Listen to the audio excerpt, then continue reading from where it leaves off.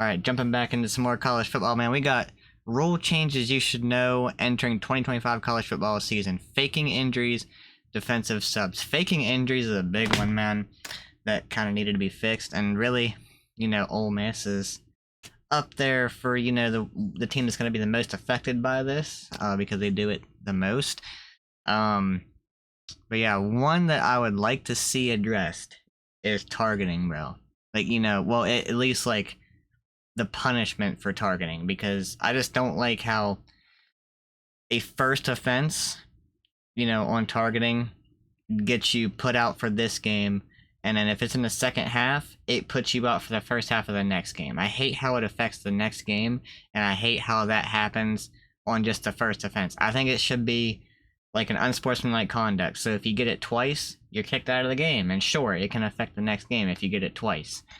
I think that would be all right, but like just having it happen one time, and it might not even be targeting, because refs mess it up so freaking often. They call things targeting that are not even close to targeting. So a ref making a bad call can put a star player out on a defense for the next game, and who knows what that next game might be. It might determine that team's season. Yeah, I think just it should be like an unsportsmanlike conduct, in which if you get two targetings, then you're out for this game and possibly the next game. Even though I still don't like that it affects the next game, but it would be more okay if you had to get two offenses to get that. But yeah, man, faking injuries is a big one. Let's get this, man. Time, man. Absolutely. How are you guys doing today? How's Atlanta treating you? Oh, it's been phenomenal. Good. It's been phenomenal, man. But this is always a fun part of the year because it's like the first tangible. Need these refs to be better too, bro, because I'm getting nervous. Because in every sport across the SEC, the refs seem to be getting worse and worse as the years go on. Thing we have to kind of scary. The season has started. Anytime you're up there addressing the entire media saying, hey, here's the new rules, here's what to watch for, it's like football is here. Couple of interesting ones, though. One that I think got a lot of people's attention during bowl season: defensive substitutions at, quote, an athletic pace.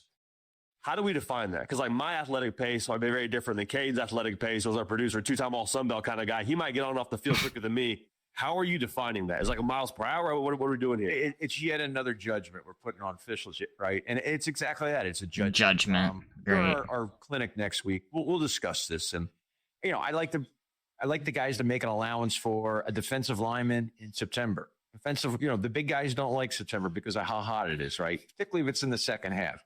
So we need to use common sense. But I think we can all... Refs don't do that. They don't do that. And half the time their judgment sucks. Agree. So this is already scary. A set of plays, not just two or three, but a set of plays from last season. You can look at it and say, no, the defense is gaming the system here. They are trying to take advantage of a situation to artificially run down the play clock by using the defensive matchup substitution process to do it. And we just need to get an honest effort out of them to substitute promptly. And using the concept of athletic pace is what we're hoping is going to help the situation. I think a lot of people, like I said, saw that in the bowl game with South Carolina and Illinois. Was that kind of like a tipping point of everyone saying, okay, hey, we've seen this all year, but this is like one of the most visible versions of this. We got to find a way to tweak this rule. It didn't surprise. I actually watched that game live. It did not surprise me when I saw it. It was one of the more plain examples. I actually didn't see that game, so I don't know what happened. And I think it didn't necessarily get John McDade's attention, but I think it got a lot of other people's attention because of the media coverage that it had afterwards. The play that I showed last year, I think, was a game halfway through the SEC season last year, and it showed the mechanic of what we're going to do once it occurs. We're just simply going to take the center judge off the ball and allow the offense to snap the ball. So in that situation, if you're still subbing guys on and off, 12 men on the field, flag right away on the defense, that's going to work? Yeah, and we're going to something else going to work the officials on is let's warn. Let's try to address this quickly when we see it. Now, if we don't have any examples of it in a game and all of a sudden in a key drive in the fourth quarter someone does it, it puts a lot of pressure on us. But we need to do what's fair to the offense. We created substitution mechanics to be fair to the defense, right? You can't have them take that that rule that we created for them to be able to match up substitute in a high tempo offense and do something that was not in the spirit of why we created the rule to begin with. One thing that I think a lot of college football fans, especially those that watch from home on the TV, have been maybe uncomfortable with or frustrated with, or if you're an Ole Miss fan, encouraged about faking injuries or potentially faking injuries or whatever. You don't want to ever say someone's not hurt or they're hurt. But like in this situation, there's been some examples where it's like, hey, they were using tempo and you very conveniently got a hamstring. It's very obvious. Like, especially when Ole Miss does it. They do it in such an obvious way because they will wait until the offense is pretty much set and then one of their players just sits down on the ground, bro. It's like, and they're looking over to the sideline too, and one of the coaches probably like giving them a signal like get down, and like they're always looking to the sideline, then they get down. Like, come on, bro, you can't make it any you couldn't make it any more obvious than that, bro. Like that, they make it so so clear what they're doing. Right before the play started. Yep. How's that going to be enforced? Because it sounds like it's going to be they get charged with a timeout. Can that player go back in the game? Walk me through the thought process with that and what fans can expect. We created a new rule this year, or augmented an existing rule, on how we handle officials' timeouts for injury. And it's for a very specific instance. And that specific instance is that when there is a player that presents himself injured, goes to the ground, and the ball has already been spotted at the succeeding spot where it's next going to be snapped, we are going to charge his team a timeout, take away one of their charged timeouts, or force them to take one of their charged timeouts. And should they not have one of their 3 charged timeouts remaining in the half, we're going to assess a 5-yard penalty for delay of game. Okay. But it's only in so not an automatic first down after the ball has been spotted at the place where it's next going to be snapped. That's perfect. If it goes down prior to that, it's just an official's timeout for injury, and we move on. That's fair. Taking care of the injured player. Interesting. So is there a world where if I'm, the defense and I'm getting gassed and I got my coach saying, hey, after this play, make sure you go down. If that were to be something coaches are doing or teams are doing, is that something y'all will continue to assess and try and regulate? How does that look in the future? If a player goes down during the down and stays down, or if a player is going down as the play is ending, that's not going to incur the new rule's not going to be enforced there. Interesting. So at that point, it's like, hey, even if from everyone watching at home, guy clearly just decided to pass out, but just we got to just roll with that and trust them. That's correct. And let's understand something. Which is fair because you never know. Post game, where we have more than one camera angle, piece things together and draw our conclusions on what's going on, right? But in game, we cannot ask our officials to assess the legitimacy of an injury. They're not doctors. They're not medical professionals, right? And what we do with the rules is always going to protect officials of not forcing them into the position where they need to ascertain whether or not we have a legitimate injury. Is that something in the future where you think there could be further penalties from a post-game perspective? Maybe it's a suspension or a charge. I don't know what that would look like, but is that somewhere after the fact, hey, this felt fishy, we're going to go ahead and make sure you have said that? The conference, i.e. Commissioner Sankey, has through a memorandum to our teams, both athletic directors and head coaches, spelled out what the expectations are in this particular area. And it does spell out post-game discipline should there be a finding. I won't comment on it any further. It's not necessarily the coordinator or football official's position to say so, but there are post-game there can be post-game factors involved in certain situations. What else should football fans be looking for when it comes to new rules? I know you mentioned defensive false start. I know the T-bar is something we're talking about right now. The defensive delay of game, bro. That's something that drives me insane. Because LSU got hit with that so many freaking times last year. And half the time, they call a delay of game because somebody like a linebacker would clap their hands and they would try to like mimic the quarterback clapping their hands and throw off the center, so they would call a delay of game. But like, bro, like LSU at times would have a safety doing that, or like a corner or something clapping their hands. They are 15 yards or so away, away from the ball, if that center can hear that more than his own quarterback that is like 5 yards behind him or under center, not under center, I guess, but 5 yards behind him in shotgun, bro, then come on. If it's a safety doing it, it shouldn't be delay of game.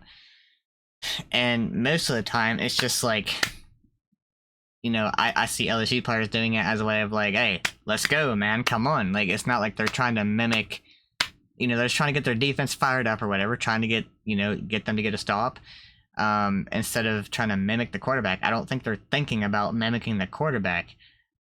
I guess I can see how it's a rule, but it's, I don't know, bro. I think LSU got called for it, I want to say 2 times in the USC game.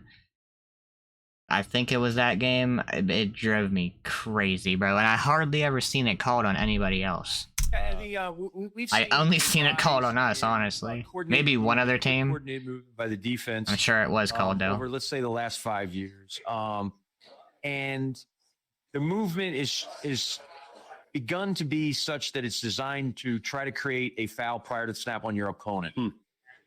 The ability for the defense to shift, the stem, is a part of football. We're not trying to take that away. To do it in a coordinated fashion with 2 or more teammates, we're not trying to take that away. I'm trying to take away the things that they might do to simulate action at the snap to get the offense to false start.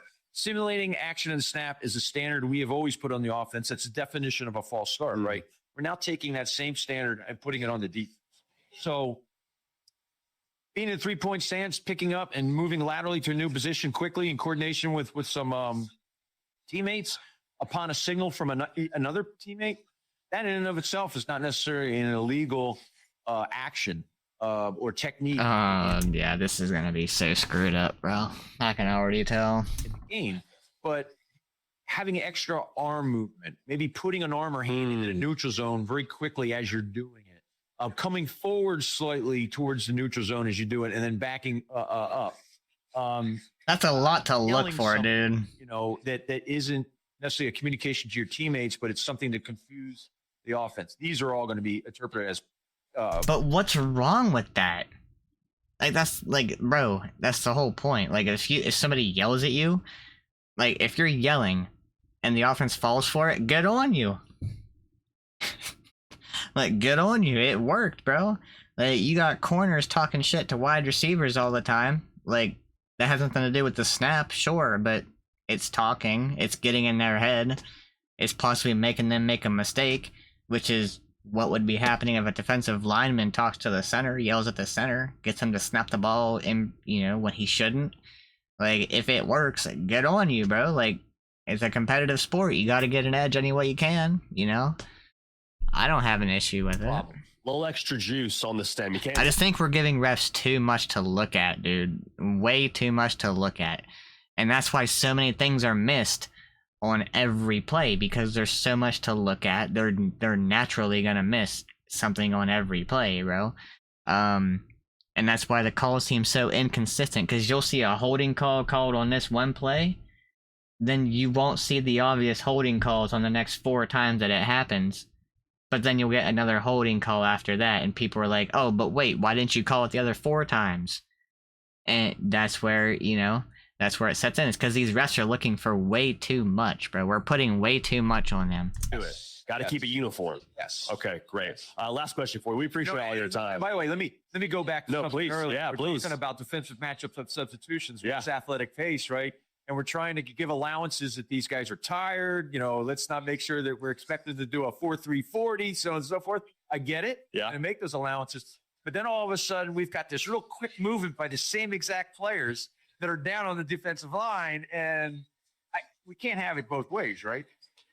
Can't be quick on the stem and see you barely at a walking pace when you're getting in your stands and getting on the field. Yeah, I like that. I like that we're putting 2 and 2 together here when it comes to the athletic pace. The last question that I wanted to get your take on here, we got radio technology last year in the helmets. Yes. And everyone was fired up about it this time last year.